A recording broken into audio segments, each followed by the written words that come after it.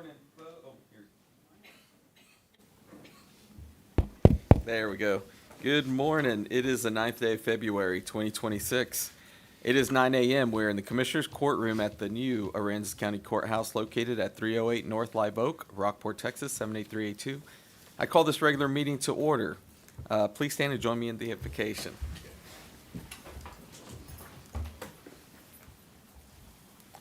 Please join me as I pray. Father, we're always thankful for the blessings of a new day, just to be able to get out of bed and to go out into the open and look at all the beauty that surrounds us. And sometimes we get depressed by all of the chaos of the world and all the strife and division, and we wonder if you really know what's going on, but we know you do and that you're in control of it all. And what came across my mind this morning is that we need to be thankful for all the blessings that you give us, that we just take for granted, just for the privilege of living in this great country and great state of Texas and this great community and the beauty that you've put at our disposal, and watching it develop and grow and just change seasons. And Lord, we're thankful for all of that. We're thankful for our leaders that care about this county enough to step forward and to help direct and guide the future of this great county. And so, Father, I thought about a poem that I may not get exactly right, but it's what the world needs is a little more kindness, a little less creed, a little more giving and a little less greed, a little more we and a little less I, a little more laugh and a little less cry, a few more flowers on the pathway of life and fewer on the grave at the end of the strife. So, Father, we just pray that you would touch those that are present today and to inspire them to go out and be a few more flowers along the pathway of life. For it's in your name we pray. Amen. Amen. Please join me with the pledges. I pledge allegiance to the flag of the United States of America and to the republic for which it stands, one nation, under God, indivisible, with liberty and justice for all. Honor the Texas flag. I pledge allegiance to thee, Texas, one state, under God, one and indivisible. All right, roll call. Commissioner Cheney is absent. Commissioner Casterline? Here. Commissioner Russo? Here. Commissioner Dupnick? Here. Judge Garza? Here, we've got a quorum. We got 4 out of 5. At this time, we got one citizens be heard. Do you want to speak now or wait till? Wait? Okay, we'll wait till the item. At this time, we got presentations and proclamations. Item number 1, we're going to watch a General Land Office video and debriefing on the grand opening ribbon cutting for the Aransas County Courthouse, Community Center, and Celebration Plaza. Ms. Doreen. The video, go ahead. Go ahead with the video first. You got the PowerPoint too.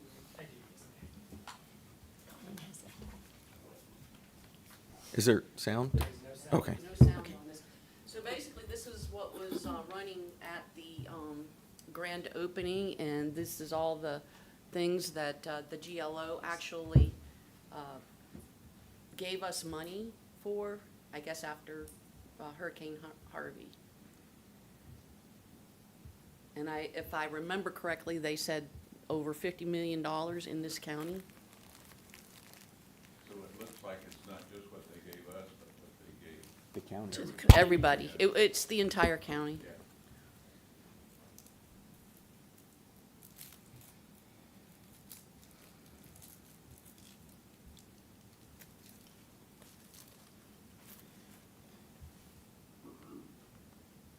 Okay, 89 million. Well, that's more than 50. Yeah, it is.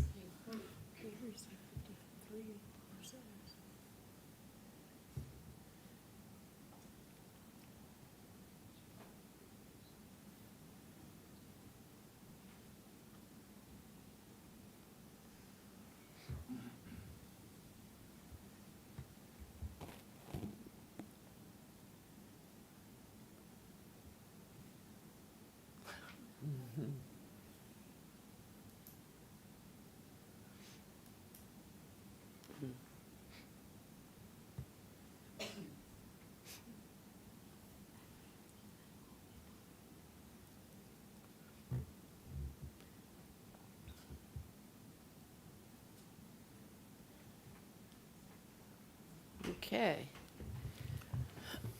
Do I need to use this? Okay. All right, obviously, we had our ribbon cutting on January 28th. This is one of the staff photos. I think it came out pretty well. We're still working on this. But we had, the ceremony objectives were obviously to introduce the new facility to everybody. We wanted to make sure that the community was engaged in the ribbon cutting. And we also obviously wanted to recognize those that donated to the cause, the GLO in particular. And we raised public awareness, and as Judge Garza's speech alluded to, we wanted to highlight our civic strength and healing and resiliency. So we did do the open house, and some of the employees did give some limited tours to family and friends. We had the displays, food, and decorations, which I thought were all wonderful. There was a ton of food, There was? a ton of food. I only saw the cookies. In the That's community. Yeah, the cookies were the first to go. The sandwiches were the second. We had well over 30 dignitaries and VIPs, to include yourselves. Of course, it truly was a community engagement. We had Rockport Fulton ISD with the middle school doing the pledges, and the high school doing the choir, with the choir doing the national anthem, and that little girl hit a wonderful high note. The drum line, the cheerleaders, and the Navy Junior ROTC, along with, there was one other person I can't remember, but anyway. The Chamber of Commerce was involved, the City of Rockport was involved. We had the DRT, the Daughters of the Republic of Texas, handing out flyers and talking about the markers and the letter from the Alamo. And of course, we had all the current employees, as you saw, were here. The former employees came out, and there were a ton of private citizens. We had 150 chairs. And I don't know exactly how many people were here, but it's 300 to 500 people here. It was kind of amazing. And beautiful weather. It was gorgeous weather. Of course, our sponsors, and you'll see here in a minute, these are people that actually have pledged donations. We've only gotten $1,750 already, but we're still waiting for these donations, and I'll talk a little bit about that in a minute. We had the news media here, and any media that we used, they were here. And actually, Chris Six and Channel 3 ran the story twice for 2 nights in a row, which I thought was pretty good. And then, of course, we acknowledged the journey, the long journey through recovery. But I think that's another aerial view. That's one of my favorite views right there. Yeah, it's great. It's kind of nice. Again, as I said, we've got, we're still getting receipts. So my math here is a little off, but we do have a pledge of $2,500. Total to date that we've spent was $2,000, but we still have photos, and we're going to do another video so y'all can use it for various events and whatnot. So we still have to do that. And again, this is all approximate.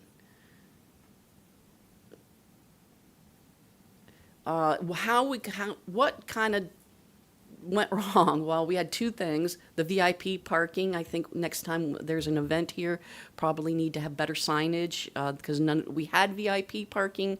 It just wasn't very well laid out. And we probably needed to do a dedicated parking attendant instead of a volunteer to stand out there with a little sign that said VIP parking. The sound system, while it worked when we tested it, but then everybody gets their cell phones in there, so we think that it might have been some cell phone interference. So we probably need to do a little bit better job with that. Batteries, we need to check the batteries and the microphones. And then I'm not sure if we needed it louder, because with all those people, it was loud enough when we tested it, but with all those people, it didn't seem quite as loud. I was moving around standing in the back trying to hear, and it kind of was a little difficult, so probably need to get more speakers maybe, depending on the size. Local sound people said maybe you'll need to call him next time. Yeah. Probably, yeah. I thought of that. And this is the other staff photo. Again, we're still working on, well, it's kind of elongated because of the way I did it, but that's the photo that we'll probably edit and have printed out. Morning, It- Commissioner. Hey, Jackie. Any questions? I think you did a great job. Yeah, y'all did a great job. It was definitely a team effort, and it was a pleasure to do. I learned a lot myself, and it was, again, I'm going to say it again, this community really came together to open up this courthouse, and it's a beautiful courthouse. Well, I think y'all made it, what you did made it a more positive event and enabled people to enjoy it more fully. Yeah. So thank y'all. You're welcome. Thank you so much, Doreen, and all the volunteers.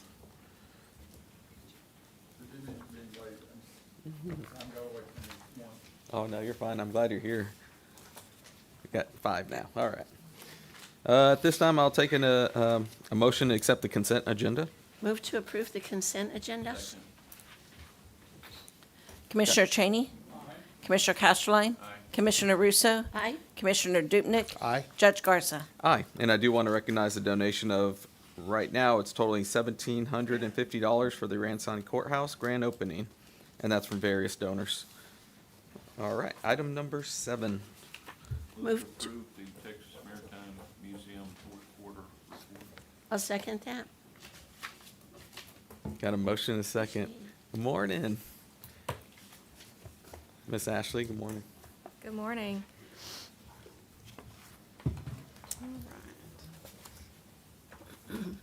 Just jump right in here. So of course, with it being the fourth quarter, our final quarter, we do have those annual numbers here. Our total attendance for the fourth quarter was 3,611, which is down a bit from previous quarters, but that's pretty typical, once school's back in session and the vacationers are no longer here. We do typically see a drop in that fourth quarter. Of those attendees, 950 said they came from at least 75 miles outside of Rockport. So we have consistently seen good numbers for people coming from a distance away. So we're always excited to see that.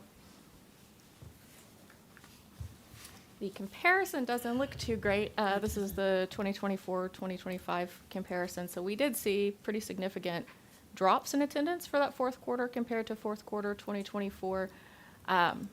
No specific reason that we've come across yet, but we are keeping an eye on that.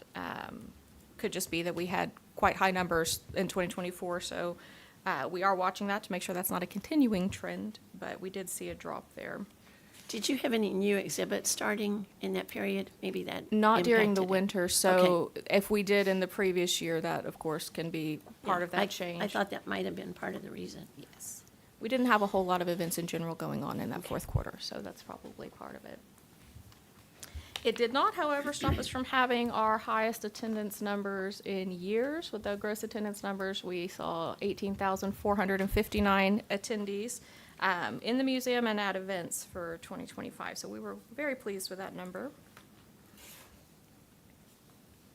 And then of the registered guests at the front desk, those percentages stayed pretty typical for us. We saw about 11% from local, and then 10 from Houston. That's typically our highest of the major metro areas in Texas coming from Houston. We did see a higher percentage from the Dallas area Yeah, than usual, so we were pleased with that. I know our marketing committee is working on getting advertising pushed further out to try to draw more from those areas. And then the other, of course, that is anyone out of state or the smaller rural areas in Texas. So we always see a pretty solid number from those. For our hotel motel stays, 613 stated they did not stay or they chose not to answer that question. So roughly half, which is pretty typical for us. Next highest number was the 23% that stated they stayed at least 4 nights in a hotel while they were here.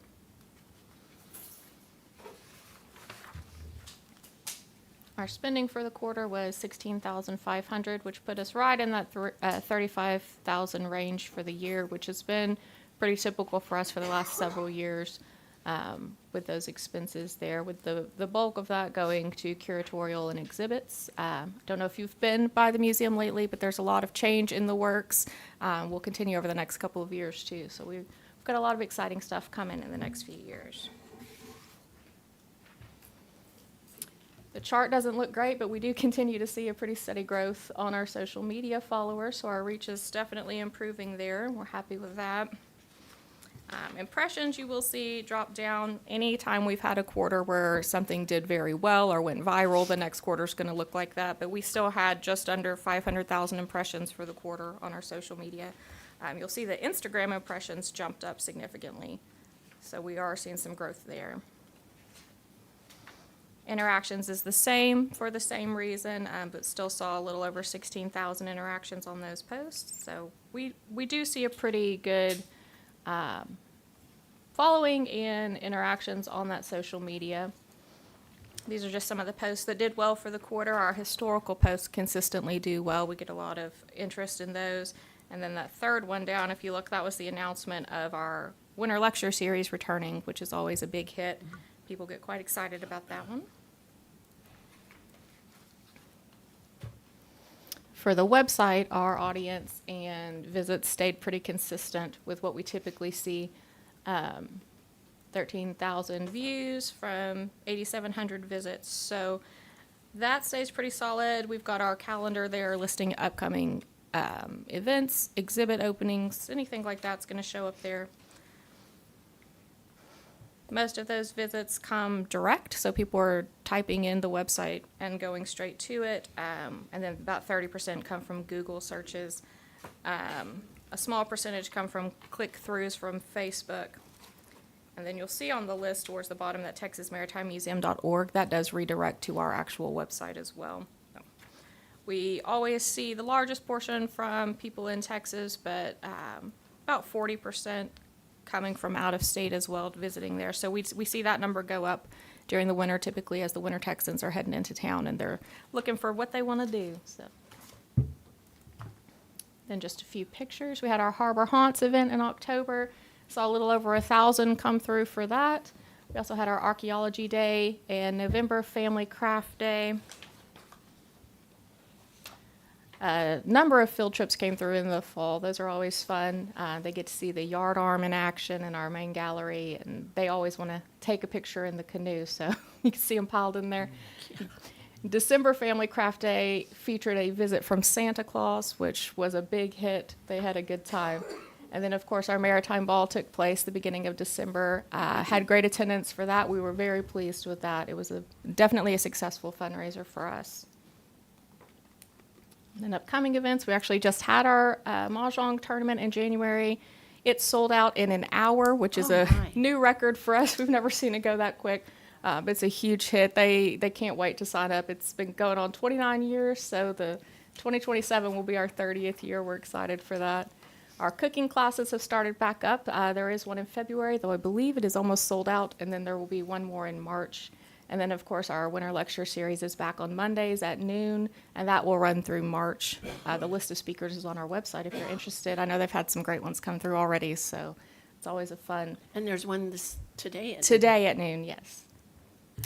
And that is it. Happy to answer any questions. I thought you were going to clap. I was like, oh. No, y'all are their doing great. speaker last Yeah. Monday was just off the charts, and then she spoke again She- that evening she at a did the little exhibit reception to kind of opening, introduce the yeah. new exhibits. And She was a hit, so hopefully we can get her to come back in the future. yes, maybe every quarter. I went to go watch, and I had about 20 minutes and I had to leave, but I didn't leave. I stayed till the end. She was so Awesome. interested. Yeah. We've heard rave reviews about her. Yeah, so she's great. Rightly so. All right. Any questions? All right. Thank you. Thank Commissioner Cheney? Commissioner Casterline? Commissioner Russo? Aye. Commissioner Dupnick? Aye. Judge Garza? Aye. Motion passes. Item number 8. Move to approve the Friends of the Fulton Mansion's fourth quarter report. Second? Good morning. Good morning, Ms. Hill. Jane Hill, president of the Friends of Fulton Mansion, and this is Courtney Smith. Courtney. She's a full-time educator at the mansion who's employed by the Texas Historical Commission, and she can answer any questions that you might have. Dorothy Wood, the site manager, was unable to be here today. So Our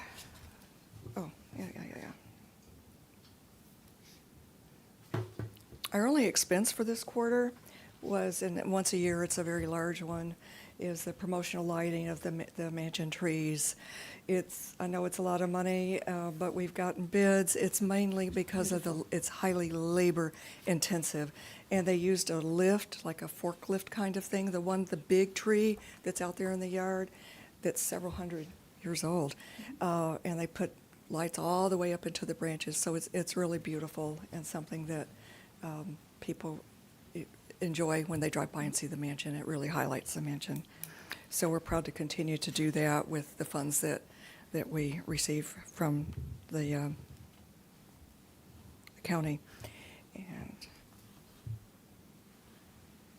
so our heads in beds, you can see that I've tracked each quarter, or that the staff does.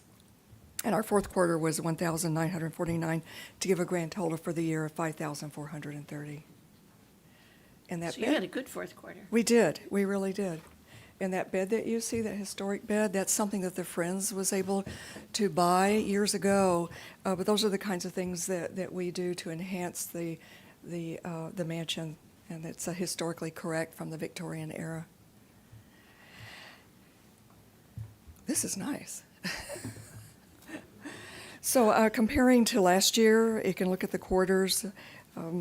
It's down a little bit from 2025, as we all know that hotel occupancy taxes are down. People are not staying in hotels. We find the staff at the mansion tracks this for everybody who comes to pay. And I may have reported this in the past, but what they typically say is that those who are not staying in a hotel are staying with friends or their RV, or with someone in an RV. So we're finding more and more of the RV come up, right? So.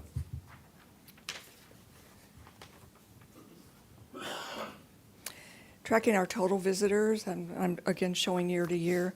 I can see that 20,972 visitors, and noted that is the highest attendance of any of the sites that the Texas Historical Commission owns, and that our gift shop sales were also the highest of any of the gift shops in any of the sites. Now, of course, the Alamo is not under the Texas Historic Commission, probably should be, but we would not be able to beat them. But otherwise, that's been a consistency, is that the mansion is very highly desirable. And in fact, whenever we have an open, or whenever the mansion has an open position, people from all over in Texas Historical Commission want to come here. That's great. They want to be in Rockport. They like Rockport. Ms. Hill, do the Yes, sir. facilities in the state use the same tracking mechanism you're using to track attendance? Why don't you address that? So all of our tracking of attendance comes from two ways. Of course, we have the point of sale system that tracks the physical emissions. And then I take a note of any time we have programs and events, we do either an estimation or actually walk around with a clicker, and I enter that the next day into the point of sale system. So then it's all connected there, and it gets broken down into different types of events that we have. So if it's a workshop versus a festival versus an outreach, though outreach isn't included in these numbers. For the sake of this. Is that consistent more or less with what they do at other facilities, do you think? It varies by different historic sites, just because they have different types of historic sites. So Their battlefields need to track it a little differently than we do, but it's fairly consistent. Okay, thank you. Of course. And so obviously, I'm not reporting on those because we're the friends of, I'm not the mansion. Right. And so we don't receive those numbers. These were just some of the activities that we had or that the mansion had in the fourth quarter. And Courtney here can elaborate on any of them. History on the Go, the Victorian mourning, how people mourned in the Victorian era, which is really interesting. Tales of Old Rockport. Again, you can ask questions of Courtney of what that entailed. Dominoes and coffee, the Seafair, and my misspelling, parade. I just saw that this morning. Sorry about that. I do know how to spell parade. I figured you just hit the wrong key. I did. Butterfly Release, Finding Your Roots, our famous Victorian Christmas, and then Christmas on the Beach. And that's a picture of the kitchen. And you'll see the furniture's up on blocks. That's to protect any of the furnishings in case there's a flood. Because it floods sometimes well, not lately, but when they've had rain in the past, water seeps into that basement. And you can see part of the new stove. Yeah, the new stove, that's right. And that's a picture of on the left-hand side of our Victorian Christmas, and that's Santa. He's got a real beard, and he's wearing a Victorian Christmas Santa suit that the Friends have purchased that in past years. And then the gentleman seated was one of the past educators. He's dressed to look like George Fulton. And he's reading what is the Christmas story? The Night Before Christmas. The Night Before Christmas to the children. And what was the attendance for that? I'm trying to remember. I think it was around 300. For Total this year's people. Victoria Christmas, which is up from last year, down from the previous year. So we're always. I did, though. Our gift shop sales did greatly increase during this last one. I moved the music over that direction to help spread people throughout the entire property, and that really saw more people enjoying the different areas of our site. And Courtney, you want to talk about this picture of this young girl?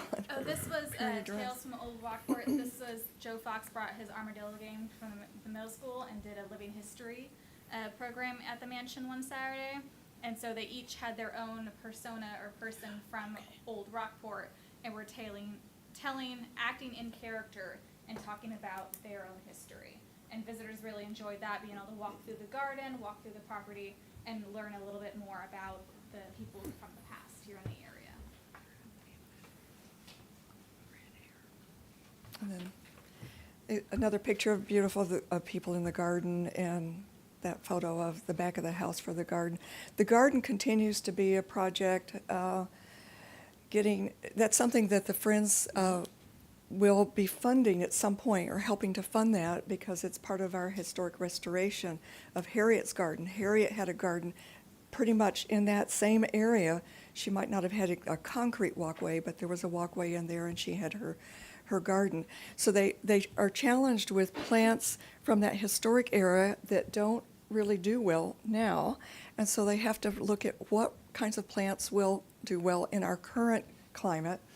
And then, of course, getting it approved at the state level, and all of that takes so long. So eventually, when the people in Austin approve something, the Friends will be helping to pay for some of that, because that encourages people to come here to take photographs. They love it.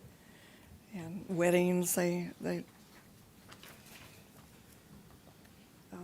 so our promotional projects in the works for 2026 will be celebrating the 250 block party. History on the Go will continue. We're going to be continuing some dinners at the mansion.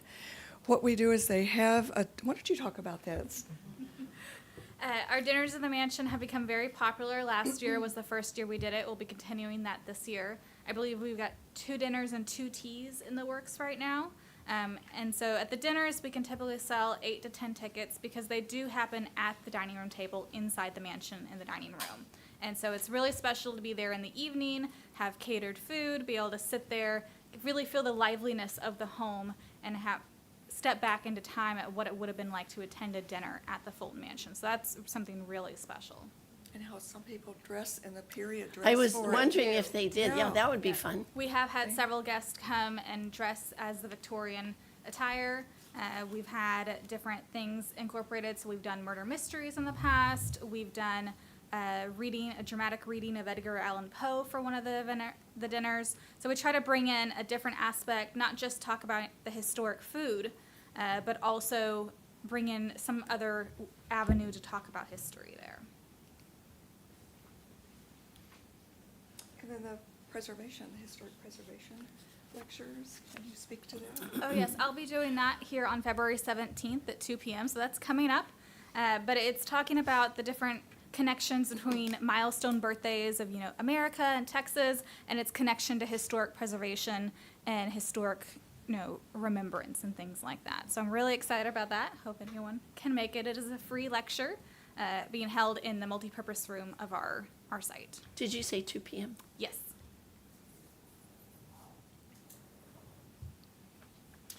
And then we're proud of our Victorian Tea Party. Our first one is going to be Saturday, April 18th.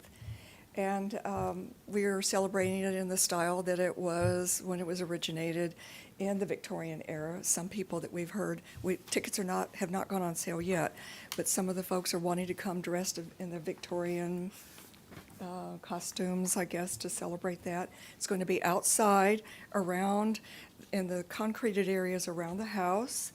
We're going to have a concert violinist who will be playing classical music, walking around to provide music. We'll have, of course, the classic food that you would serve at a tea party. That's going to be catered. We'll have a, let's see, what else? Mimosas. And then play croquet on the lawn if anyone who wants to, the ladies want to take their heels off and play croquet on the lawn. And we've had a lot of interest in it. It's been promoted on social media.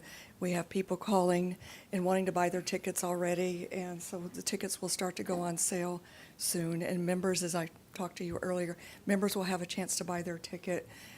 I don't know how many days we'll offer that and then go on sale for the general public. And we're looking at having another one in the fall, spring and fall, because the weather is so nice. And if it grows and gets larger, we might even start to put up tents and have a floor and that kind of thing. Tents are very expensive, so They sure are. that's something that we're trying to, avoid if we can. And again, the restoration, the parlor is still roped off because these areas are still needing to be repaired. Again, some of it's the bureaucracy of the, pardon me for saying, of the state, but it has to go through their engineers, their architects, getting the proper people who know how to repair it properly. It isn't just someone who can go up there and, and slather on some plaster. So when those estimates come through, that's something that under historic preservation restoration, the Friends hope to be able to help with that.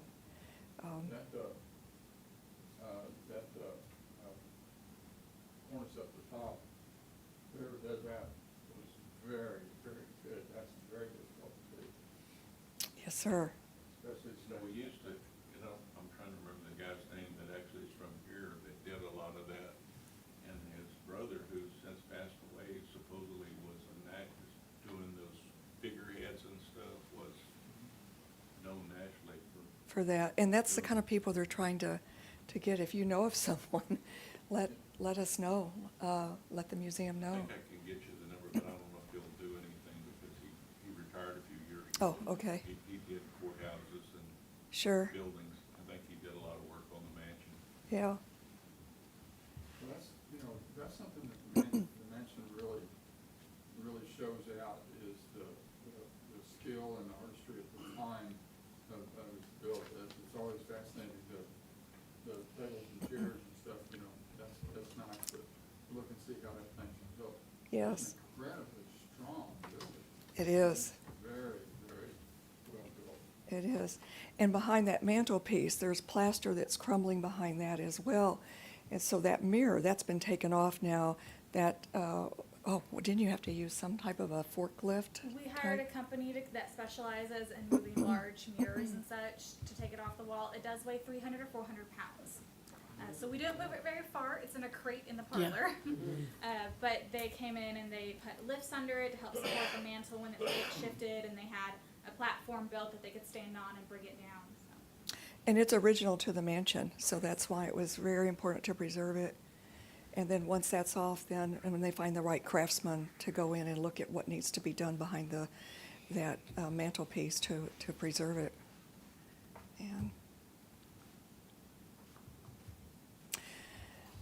And again, we're proud to be a part of, the Friends are proud to be part of the mansion. It has a great historical presence in the community, and we love it, and we're enjoy the fact that we can raise funds and grants that can help support the mansion and put on the programs that attract people.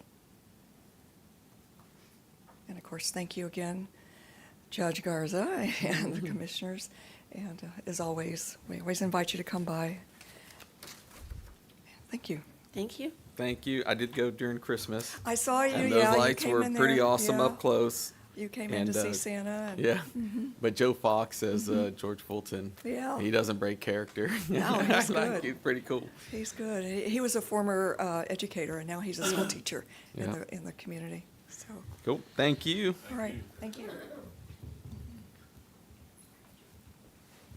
Commissioner Cheney? Commissioner Casterline? Commissioner Russo? Aye. Commissioner Dubnik? Aye. Judge Garza? Aye, motion passes. Item number 9.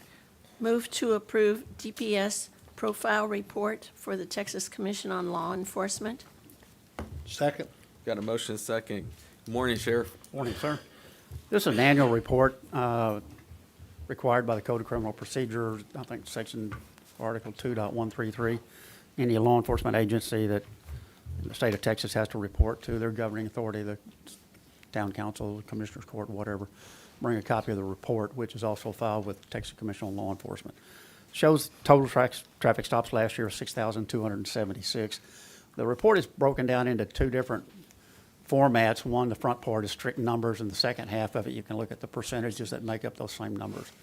And it's the mechanism by which it'll be the record if somebody wants to make an allegation or complaint that we've profiled or showed bias towards any organization or group. It's broken down in different formats for that reason to look at. If you have any questions, we actually caught a major mistake in it last week before we presented it, where one of the groups had a percentage of well over 100, and I thought that doesn't make sense. And backed up into the format of how things were entered and got that corrected for y'all. In one of the classes, I guess it was last year, in one of the law enforcement classes, that we had at the commissioner's annual training, it was brought up, who's a good example of how to do your record keeping and everything. So it was brought up like from the sheriff's office in Aransas County. Just for, for a small county that has a really good record of performance and everything, that was one of the examples that they made. And I thought that was really impressive. A large part of the jail commission's inspection involves looking at the records and going through things. And then last night, the news media was commenting on 2 jails in South Texas or south of us were in trouble with the jail commission, and one of them, they were missing 500 and something documents, and I thought, holy cow, where do you lose that much of your numbers? It's about a culture, I think, and they've just got to get with the staff and get them to document things that they should have been doing and weren't. But it speaks to the whole county and across the board, and the other departments that you've got in the county that are subject to inspections, and your environmental group and your clerk's offices and everything. And I think y'all done a good job over the time I've been in office of trying to get everybody to document what you see, what you do. I had a question. Yes, ma'am. On page 5, the entry was contraband discovered? And the response was yes in 30 cases, Yes, ma'am. but only 7 arrests were made. Why would that be that you would find contraband in 30 different instances and only have 7 arrests? And there could be very good reasons. I just couldn't fathom what they might be. It's on page 5. I'm trying to look for the 7 arrests you're talking about in reference to the contraband. I think it's over to the right hand. It shows like, did this finding result in an arrest? Total should equal previous column. And so under white, there were 22 stops. and then 22 5 arrests, yeses. yes. Yeah, and then 5, I think that's stops.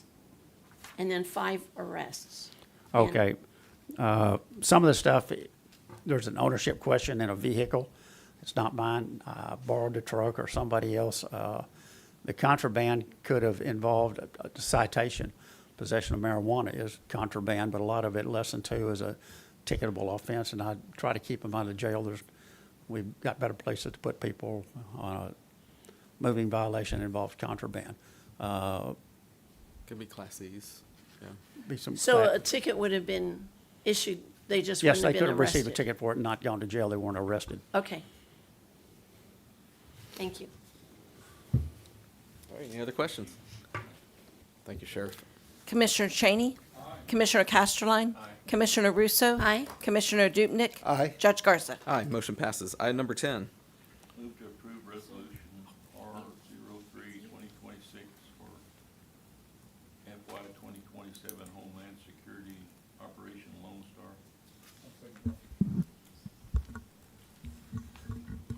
morning. Good morning. Good morning. Who's speaking? I don't know, is this Jan. on? It's on. It's on. It's on. Oh, Okay, I have a question. yes, ma'am. So in the resolution, it says Aransas County agrees to provide applicable matching funds. Do we have matches with this? I didn't No, think so, but ma'am. I just wanted to clarify. The resolution is provided by the OOG's Okay. office, and it's just typical language for them, but no, ma'am, this Okay, one no does not match. have a match. Thank you. Yes, ma'am. All right. Commissioner Cheney? Commissioner Casterline? Commissioner Russo? Aye. Commissioner Dupnick? Aye. Judge Garza? Aye, motion passes. Item number 11. Move to approve appointments or reappointments for a 2-year term per Resolution R 35-2025 to the Aransas County Appraisal District Board of Directors. Each candidate's nomination appears below and will be voted upon separately. The first one, Janet Hasty, is recommended for a 2-year reappointment to the ACAD Board of Directors. Her term ending date is 12/31/2027, and Ms. Hasty is here if anyone has questions. She is currently on that board. Anybody got questions for her? You need a second. I do need a second. Were you gonna read the other one Yeah, also? no, or just- we're voting okay. separately. Okay, second? All right. No questions? Commissioner Cheney? Commissioner Casterline? Commissioner Russo? Aye. Commissioner Dupnick? Aye. Judge Garza? Aye, motion passes. Matt Ocker is recommended for a 2-year reappointment to the ACAD Board of Directors. Term ending date is 12/31/2027. We got a motion and a second. Matt, did you want to speak before we vote? Only if we have questions. Oh, okay, only if we have questions. He put in a citizen's. Oh, he did? hearing. Oh, Yes, okay. ma'am. Yeah, good morning, morning. Commissioners Court. My pleasure to be here. My name's Matt Oker. My address is 208 Duckhaven, Rockport. First of all, thank y'all for reappointing Ms. Hasty. She's been a wonderful addition to the board. She's a great resource for the board. She has a lot of experience in administrative matters tied to government, so that's very helpful for us. And Ms. Hasty and myself were given some feedback by Commissioner Russo about introducing some formalities into some of our paperwork that had not previously been there, so we appreciate that. And I've spoke with the chief appraiser, and he's implemented those changes. We will send you copies of what has been prepared, so if you have additional Great, thoughts on thank you. that, we welcome those. So any correspondences that do come from us moving forward, we'll have the signatures of the board members on the bottom with our names and contact information. Also, the notice of meetings, you know, we meet the minimum requirements of notice. We post it outside the doors. There was a time when we used to go and file those with the county clerk. We have suspended that for now, but we're welcome to reengage that process. But I think possibly what would be more fruitful is if we just developed a comprehensive list of all the elected officials on the various entities, and we can send out a mass email. So I also spoke with Mr. Presley about that, and he's amenable to that, and we can get that going. That way, everybody gets in their inbox, just, hey, because we kind of get forgotten about, which is kind of good sometimes. But that way, y'all know, and if there's something, of course, we're always welcome to discuss anything with any member of the public or any elected officials. We're there to serve, and we take that role seriously. So I appreciate y'all's indulgence, and I also appreciate the process by which y'all went through this and interviewed us. I've been a bit critical of other counties in the past that don't take the process that seriously, and y'all certainly did, and I appreciate that. And the questions that I was presented with in my interview were very thoughtful and insightful, and I appreciated those. So it was my pleasure to attend that interview. And once again, I appreciate y'all's consideration. Thank y'all. Thank you. All right, we got a motion and a second. Any questions? All right. Commissioner Cheney? Commissioner Casterline? Commissioner Russo? Aye. Commissioner Dupnick? Aye. Judge Garza? Aye, motion passes. Congratulations, Joe.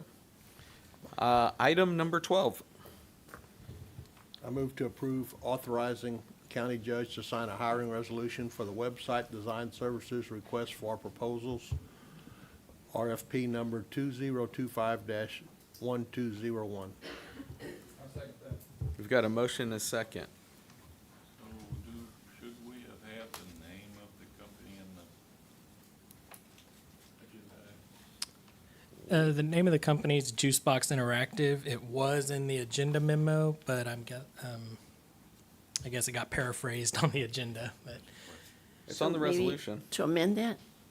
Well, it is on the resolution, but yeah, we could amend. It's not in the agenda item. I can amend it to include the name of the company that we're using for the hiring resolution, and that would be Juicebox Interactive. Got a motion and a second. Madam Treasurer, you wanted to speak on this?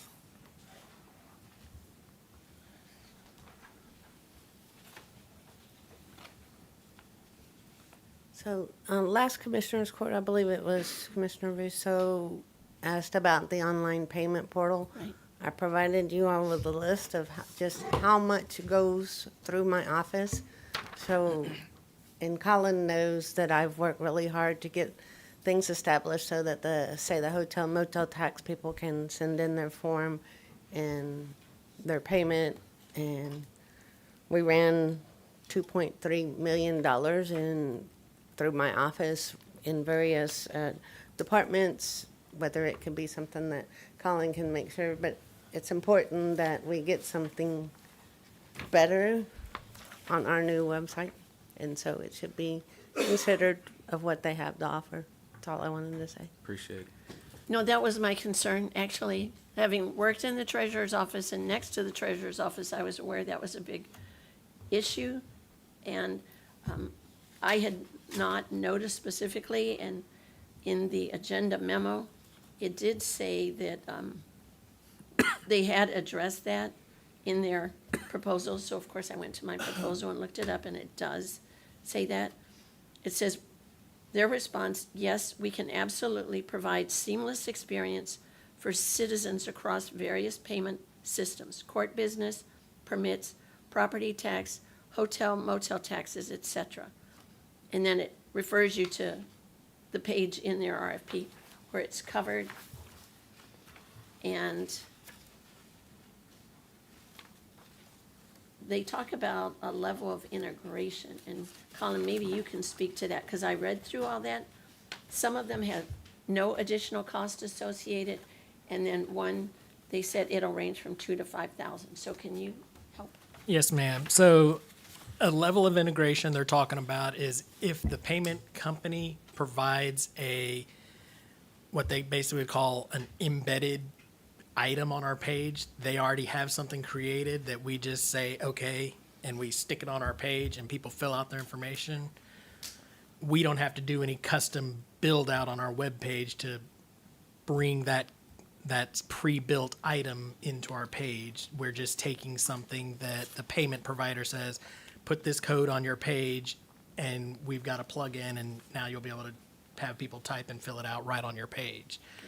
If they don't have that kind of pre-built insert, for lack of a better word, then that we'll have to go through the documentation of that company, and see what can be built to communicate with them from our web page to, one, collect the information from let's say the court system, say Misty's area and their collections with iPlow and stuff, where we can pull in from iPlow and say, okay, this is how much the person owes, and get that translated over to the payment company and say, okay, now give me your credit card or payment information. Those things have to be researched and see what's available with each payment company, and then build that insert. So that's where we get into the complexity of the level of integration.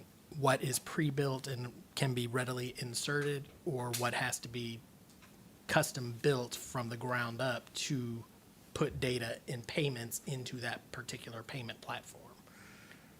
And we've got a hodgepodge of payment platforms. Yes. Will that be taken from the website to another Correct. site, It would right? take, we don't want to store payment details on our webpage because that gets into a whole nother can of worms. But we want a way where people can come back to our webpage, especially people who have to pay us often for things, to come back in and seamlessly get to where they need to pay. Maybe they sign in and then we take them directly where they need to go. And here's what you owe and here's what you've paid in the past, kind of thing. Because I think I've used something like that, say on USAA, and then if you want to pay your flood policy, you're on USA's website, and you say, I want to pay this, and then it sends you a notice saying, you are now leaving this website, going someplace else, you can go on and pay it. It would be something of that nature? It very similar in some instances, and in some places, if we have to build the integration, then they won't leave our web page.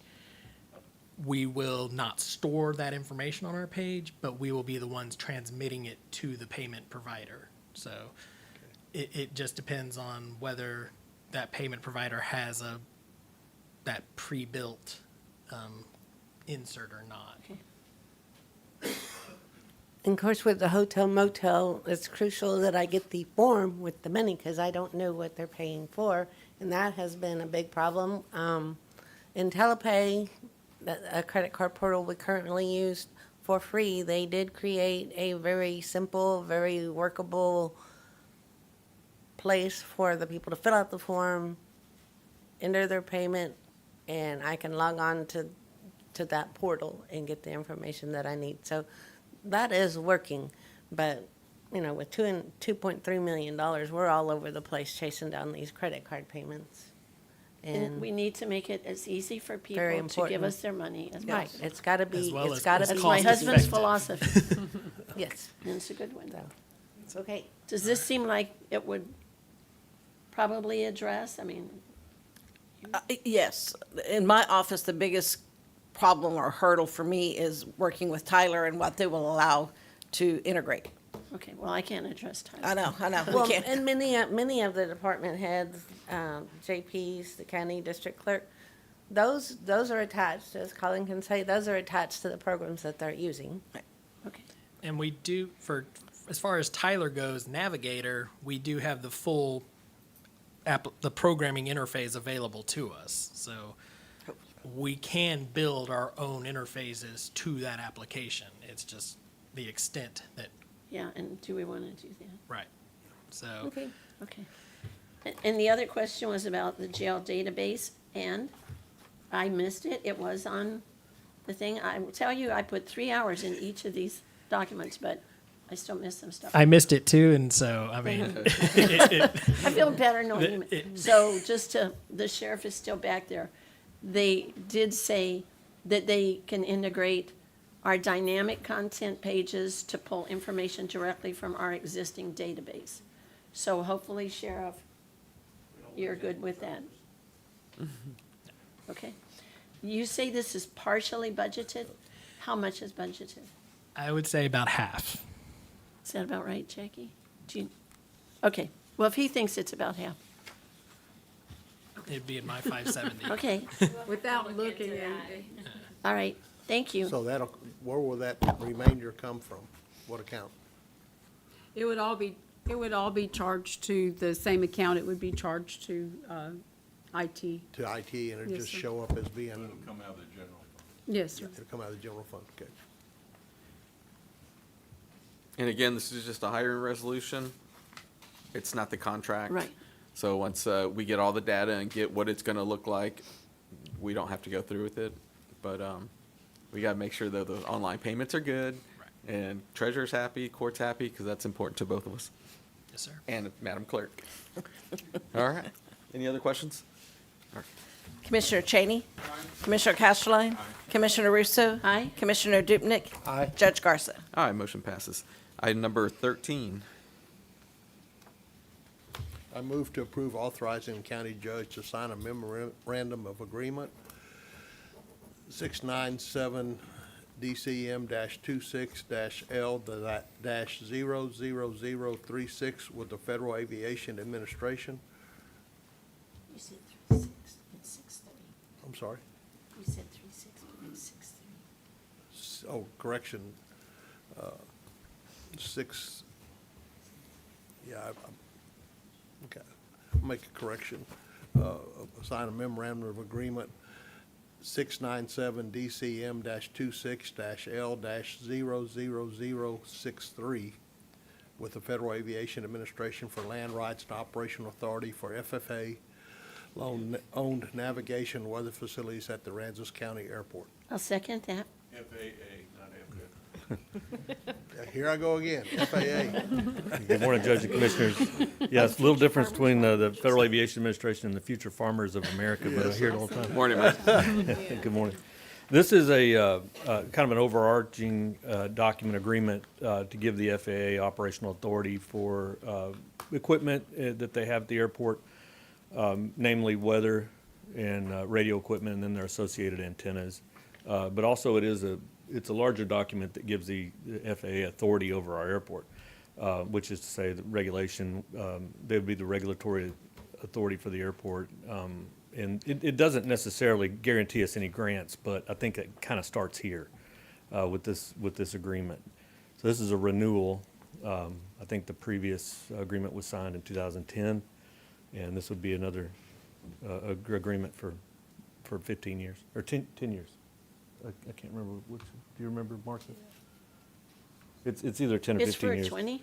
20, okay, 20 years. Isn't it? So, 2026 through 2046? again, but I can't imagine who else we would give operational authority of our airport, being that we're a federally classified airport within the National Plan of Integrated Airport Systems. But they need the document, and this is it. And this would be, no money to it then, or no money? This is a no money agreement. Yes, sir. But it's a benefit to us to have. It's an absolute benefit. Yes, Yeah. ma'am. Mhm. All right. Commissioner Cheney? Aye. Commissioner Casterline? Aye. Commissioner Russo? Aye. Commissioner Dupnick? Aye. Judge Garza? Aye, motion passes. Item number 14. Let me try this one. I move authorizing the county judge to sign an antenna and equipment space lease number 697 DCM-26-L-00069 with the Federal Aviation Administration for space at the airport terminal to store radios and associated equipment, and for land on which sits an existing antenna. I'll second that. Got a motion and a second. Okay. This is a 10-year agreement. This one is 10 years, and this is a specific agreement for space at the airport. So they're going to pay a lease rate for this space. It is not what I would consider a fair market rate if we were going to lease this out to the public. However, there are still benefits to the airport in that they're paying us for essentially the electrical use for the room that the radios are stored in. But the benefit to the airport is that we're not maintaining any radios. The FAA is going to own and maintain these radios. We benefit from having those frequencies made available to us. It's again, we're saving money by not having to operate our own radios, but at the same time, we're giving up a little space for the FAA to do that. And this is a 10-year lease. Yes, sir. And I had a question on a couple of those pages. So I don't know if you have the document in front of you, but on page 18, under 49, covered telecommunications equipment or services, there's a section where it says the offerer represents that it does or does not provide, and neither one of those is checked. And then below that, it says the offerer represents that it does or does not use covered equipment. And on page 19, there's another set under representations where will or will not have not been checked. Okay. And Yeah, on page 20, there's a set where does or does not. Okay. So something needs to be checked. Yeah, I'll check those. I thought I'd done that, but and they occur to me, but I can't tell you specifically what they say right now. But Yeah, I just want to be sure that Yeah. they're checked before I'll we check send those it. and I'll run them back through Marcia and Dana. But I noticed that in the, 15 years since we signed that first one, the original contract was like 8 pages, and this one is over 30. As things have changed with the FAA. That's right. We're getting a little bit more money than we got last time, though. We are? Yes, ma'am. About $100. Yep. That's all I have on that one. All right. Yes, sir. Commissioner Cheney? Aye. Commissioner Casterline? Aye. Approval. Russo? Aye. Commissioner Dupnick? Aye. Judge Garza? Aye, motion passes. Item number 15. I move to approve. No, we're acknowledging. This is acknowledging, okay. Well, I'll announce it. I move to acknowledge the county attorney's Senate Bill 22, SB 22, Rural Prosecutor's Office Salary Assistance Grant for fiscal year 2026 in the amount of $175,000. Second. Got a motion and a second to acknowledge. Well, Oh, We don't really have a motion. yeah, we don't need to have a motion, but My question is, looking at this compared to the next one, which is for the Rural Sheriff's Office salary, I thought most or all contracts with the county are signed by the county judge. No, ma'am. With the comptroller's office issuing this through the legislature, the county attorney has to sign her own. Okay, that's why her, And then the county judge signs the sheriff's office. okay. Because that did not seem consistent. So I just had that question. All right, thank you for the clarification. Yes, ma'am. Commissioner Cheney? Commissioner Castleline? Commissioner Russo? I'm not Sorry, sure we what don't have to vote. vote. there's no vote. Sorry. Yeah, there's no Habit. Sorry. It's just, okay. item number 16 is just to acknowledge Senate Bill 22, rural, can't even say that, Sheriff's Office Salary Assistance Grant for fiscal year 2026 in the amount of $350,000. And really, these are just for the purpose of putting it in the minutes. Yeah. Okay. And I'll tell you what, it's amazing, some of the things that keeps me up, because I didn't sleep for 2 months, because I applied for this a couple months ago, and never got an answer. It came late. Hey, we finally got it, and oh, Yeah, just last week. yeah, so I'm getting some sleep now. Oh, thank goodness. We'll move on to item number 18. Oh, I'm sorry, 17. Move to approve authorizing the county treasurer to apply for and receive the 2026 distribution of proceeds from the tobacco settlement fund from the Texas Department of State Health Services based on the county's unreimbursed health care expenditures for calendar year 2025, and to further discuss, approve, or disapprove the use of any funds received by the established Lorenz County Tobacco Awareness Program. I'll second that. Do those need to be two separate, or we can vote on both of them at the same time? I'm not sure. Any input? I wrote it up how we had wrote it last year, but it could be two different. Do we already have the funds? No, every year we apply for them, and because of us not getting our mail, that it finally got to me. I've acknowledged receipt of the package, and so I will be sending it in by the due date, which is the end of March, but they want it in before that. Do we need to come back to see if the funds are going to, the amount, and if they're gonna? The amount is kind of based on their allocations, but it usually works out to a % of the numbers that I provide them for our expenditures. And so was 25,000 last year. And then as far as the uses for the money that we get, I think can go into the general fund, but we have in the past established tobacco awareness through our juvenile case manager, Laura Rios. And we can ask her to come in and give you an update if you care. But, what the money is used for, I think we should continue that program. I just wasn't sure, because the way it's written, it sort of sounds like two separate agenda items. So first to authorize just applying and receiving the funds, we could vote on that. I agree. I'll break it up next year. I'll change my motion to just take care of the first motion that's in the motion, in the line item. I'll second that. All right.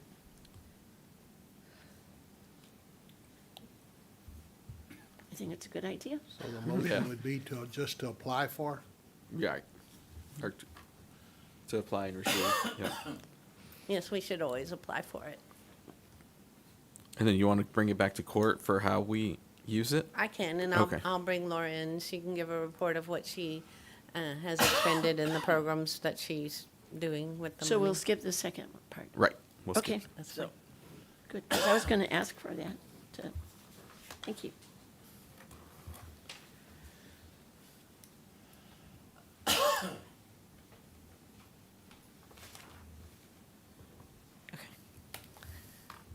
So this is to apply and receive funds. Yes, ma'am. Commissioner Cheney? Commissioner Castleline? Commissioner Russo? Aye. Commissioner Dupnick? Is it to apply and receive, or just to apply? Apply. No, Oh. apply and receive. Apply and receive, but we'll discuss how it's going to be spent later. Some other t- So Commissioner Dubnik Aye. and Judge Garza. Aye, motion passes. Item number 18. Move to approve authorizing the county judge to sign a memorandum of understanding with the city of Rockport for the use of the community center and for Celebration Plaza. Second. We've got a motion and we've got a second, and I want to thank Dana and Marcia for getting this through the finish line. Very well written. Can I ask a question about it? Okay, so if the city's gonna use something, how do we establish who's gonna get to use it? If somebody else wants to use it, I mean, is the city gonna spell out when they wanna use it, or as far as signing up for the dates? Well, it's gonna be scheduled. Yeah, Tracy, you can. I mean, they're gonna set up certain dates, but, I mean, how does somebody else get the use of it? They call. You. They call, well, it's actually Ashley who's going to be taking care of Okay. it, so, She's but they'll the call lead. the judge's office. We have a calendar already set up. They make their reservation. If it's available, they can get it, and if not, we can look at additional dates. So currently, does the city have a specific set of dates that they want to use it, or? They have a couple of things. One of them just occurred. The next one comes up, I don't know, it's later on in the year. Okay. So, But I mean, if they want to use it, they would use the same. they will sign up the same plan that way. everybody else does. That's correct, yeah. And they're not gonna trump, if the Lions Club already has it scheduled and the Yeah. city comes, hey, we need it on this day, we're gonna say, it's already scheduled. Right, Pick another day. yeah, exactly. Do we have a fee established for, Not yet. We're still Yeah, working on that, Commissioner. It's being worked on right now. I'm working on it. okay. Okay. Is Okay. it gonna be a single fee or multiple fees? You know, somebody rents it for the wedding at the price, and somebody rents it to, somebody rents it to do A meeting, presentation or something like the city or the. yeah. We're trying to determine, it's gonna be a standard fee. You don't wanna break it in. How are we gonna review it?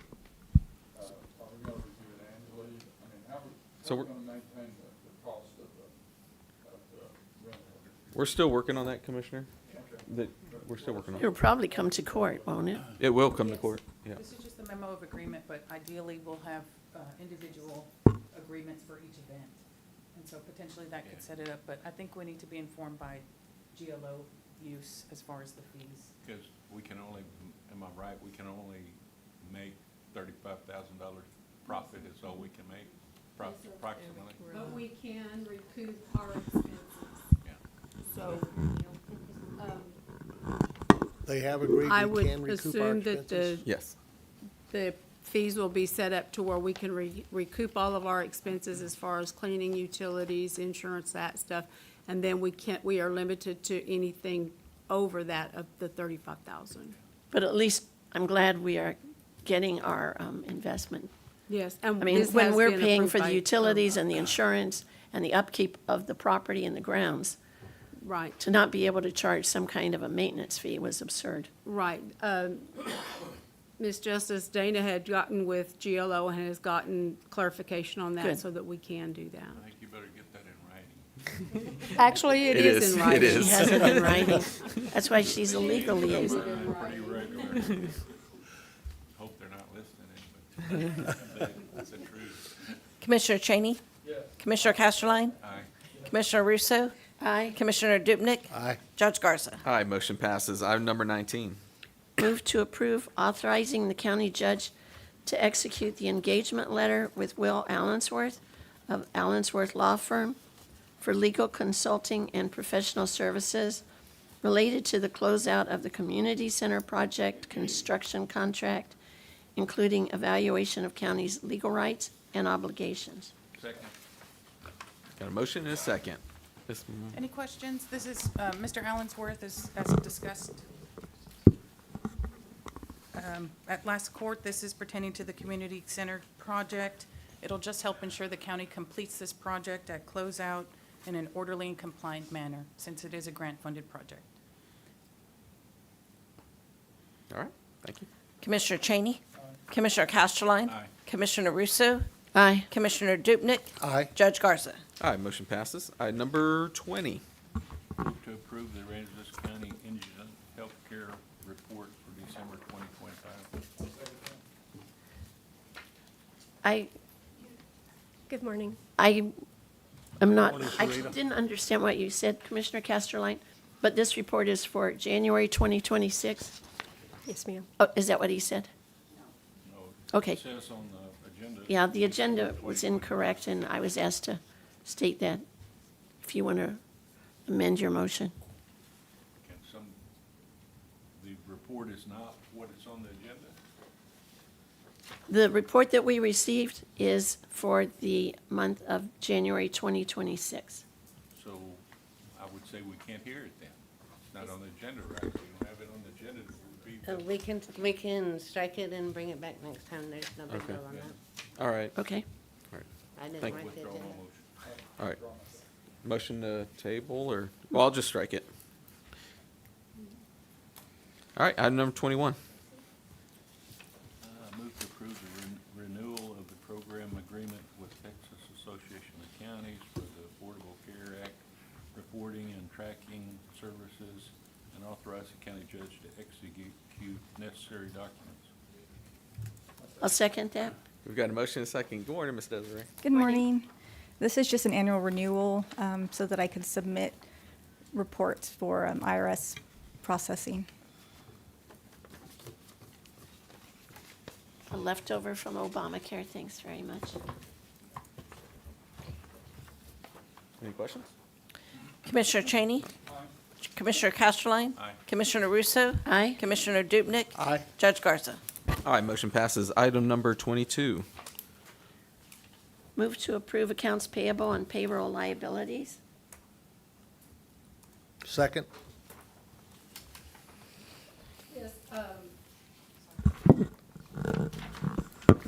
Judge and Commissioners, you have the regular accounts payable and the payroll liabilities that are before you. We also have some additional things that I'd like to point out to you that are included in this list. There's another check to Del Mar College. We received their grant funds, so we are actually going to forward them back to Del Mar. Somehow, they haven't got it right. EDA hasn't got it right, who's supposed to be getting the money. We have some invoices from Lloyd Gosling. These are December 2025 invoices for $74,121. We also paid our debt service that is due on the 15th of February, our principal and half of the interest. Those payments totaled $3,266,730.88.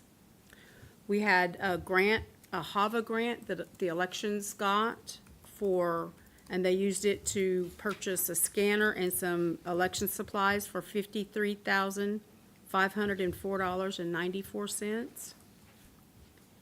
Pape Dawson drainage study under the MIT-MOD grant was $67,748.50.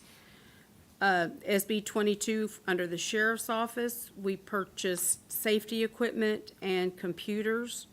The safety equipment totaled $37,353, and the computers was $51,346.06. And we also, under the ARPA funds, and we paid furniture for the courthouse, portion of it that we still had recognized under those expenditures of $29,556.68. And the balance of that was $10,285.24 that was actually charged to the courthouse project. Any other questions, I'll be happy to answer them. On the 6 computers, there were $51,000. That's a pretty high price. If I'm not mistaken, is Sheriff still here? Tana can answer that, I think. That actually is the law enforcement laptops that are required for the units. And And they cost about $9,000 each? They're military grade probably, aren't they? Yes, sir. So they're tough books designed for mobile terminals in cars. The purchase through this grant is only for vehicles that were purchased through SB 22 as well. The other terminals should be an expenditure under my line in my budget for some terminals that are going to patrol cars that the county purchased. Thank you. Sheriff? Yep. Under another place in this, can you brief us on the required shields and other stuff that's coming up from the city? Maybe not that's really not here, but later on in the agenda, can you do that? Oh, I'd love to bring you a list of the stuff that. You're gonna have to have it. On reports from elected officials, we'll do it there. We'll do that. I would like to add that it wasn't just 6 computers, it was also the Tough Books plus the vehicle's network device that allows internet access, the onboard antennas for GPS for the vehicle's computer system, and all the other parts that basically go into that vehicle. The Tough Book itself is the most expensive part of it, but it wasn't just the Tough Book. So Okay, I appreciate that. Did Thank that you very include the much. installation cost? Yeah, I install. believe it included It's installation cost as well. also. That's also. All right, Miss Jackie, anything else? No, sir, unless there's any other questions, that was it. Nope. All right. Commissioner Cheney? Commissioner Castleline? Aye. Commissioner Russo? Aye. Commissioner Dupnick? Aye. Judge Garza? Aye, motion passes. Now, at this time, we hear from reports from commissioners, elected officials, and department heads. No action will be taken. Sheriff, you want to hit on those unfunded mandates? Excuse me. We'll be here till noon. Just a couple. See, under SB, I think 30 is what it was this last session, came out, set a lot of requirements having to do with the Uvalde debacle. And across the boards, every school district's required to have a shield on the campus. And what we did through SB 22 funds, where we purchased the lighter shield, and we have one in every patrol car, to where that we don't even have, we'll have a shield to approach the building and even enter. We did purchase 2 of the heavier ones as well. They're not quite as mobile. It's going to take somebody bigger to carry them, but they're ballistic rated for rifles. That was part of the requirement that came out. We've placed entry tools, hammers and wedges, to make force entries into doorways and classrooms and whatever as the need may come in. We purchased enough to place those in each patrol car. So regardless of who responds, every officer with the Aransas County Sheriff's Office should have the necessary equipment to make a forced entry, should be able to have reasonable protection.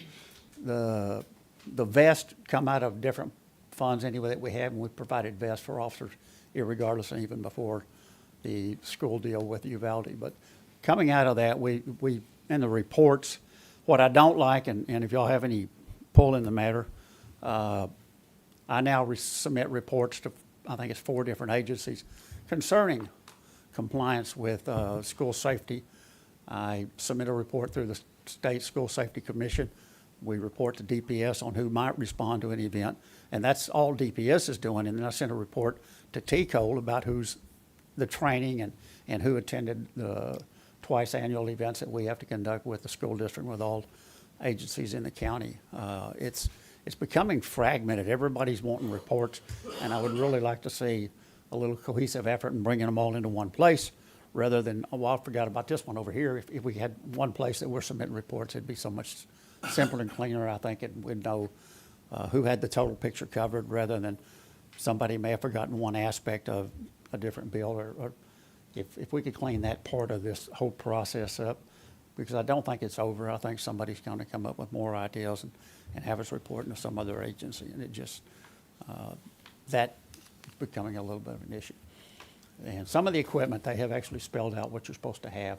A lot of it is available through grant funding. We've been fortunate in a lot of what to make compliance done through SB 22. And that's the deal we talked about a little while ago, the $350,000, has allowed us to meet a lot of those expenditures and be above compliance to the point that we try to make it with every patrol car, not just a minimum. All right, thank you, Sheriff. Commissioner, you got anything? Daryl, hey. Good morning, Judge. Good morning, Commissioners. Just wanted to thank everybody that came out last week to our drainage meetings. I think they were a success. I also want to remind, if anybody wasn't able to make it out, there still is an option to get us that information via online survey on the county's website. That survey will be up until February 20th. And a special note, I wanted to thank the Drifters Resort, the Lamar Volunteer Fire Department, as well as the Rockport Service Center for hosting the events at no charge to the county. Appreciate it, Daryl. Thank you. Thank you. And then, yes. Commissioner.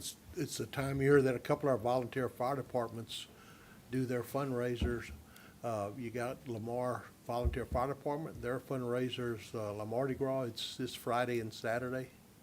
And, you know, again, they provide a majority of their own funds through their own fundraisers to pay for their equipment. So that's coming up this weekend, and then in about another month, we're gonna have the Fulton Oyster Fest coming up also. So I just want to thank them for the work ahead of time for the work they do, and also just remind the community that, to be sure to visit those festivals. Thank you. And then I just wanted to echo what Jerry said this morning about being blessed, and I'll tell you, my life certainly got better when I started counting my blessings. One of them is this actual courtroom. Are those working? Can y'all see video on there? Okay, so now whenever we're showing stuff, you could see it, and I was just counting my blessings on that. So it's pretty cool. I got screens here. We got screens all over the place. And then I did want to thank the Pathways. So this weekend, Pathways had an event at the Connie Hager Cottage Sanctuary. They had a winter bird banding little event. So I got to see them catch one bird, and they got these big old nets up. Birds fly through it. And they banded a little, I can't remember what it was called, a long-billed thrasher maybe? I'm not a birding person, but it was actually pretty cool. Really pretty eyes. But I just want to thank their efforts and on the birding side or all over. But it's really good. And anybody got anything else? I just wanted to tell out at the transfer station, those people just amaze me how good and clean they keep that and how friendly they are. We have a lot of turnover out there, but it really does seem like they're trying hard to be professional. And one of the workers out there, and I didn't get his name, but he's a very big boy out there. He unloaded a couple of these little old ladies. They never even asked them or anything. And they're just a really good group out there. And you know, we have so many good groups that work for the county that they just don't get that recognition. Thank you, Commissioner. All right, this time we'll hear reports about items of community interest. No action will be taken. I'd like to report on something. Yes, ma'am. It's been on my heart for a few days. I attended the candidate forum sponsored by the Republican Club last Thursday evening, and I was appalled and ashamed by some of the machinations, stunts, and dishonesty that transpired. And I am hoping that in the future, we will not stoop to those levels. I believe our county is better than that, and our people deserve correct information. And I'm praying that we get that. Thank you. Thank you, Commissioner. All right. Executive session? All right. We don't have a reason to go to executive session, so. Hooray. So I will entertain a motion to adjourn. Who Commissioner motioned? Casterline Okay. moved, and who second? Commissioner Cheney. Commissioner Cheney? Commissioner Casterline? Commissioner Russo? Aye. Commissioner Dupnick? Aye. Judge Garza? Aye, we are adjourned. Thank you all very much for being here. Appreciate y'all.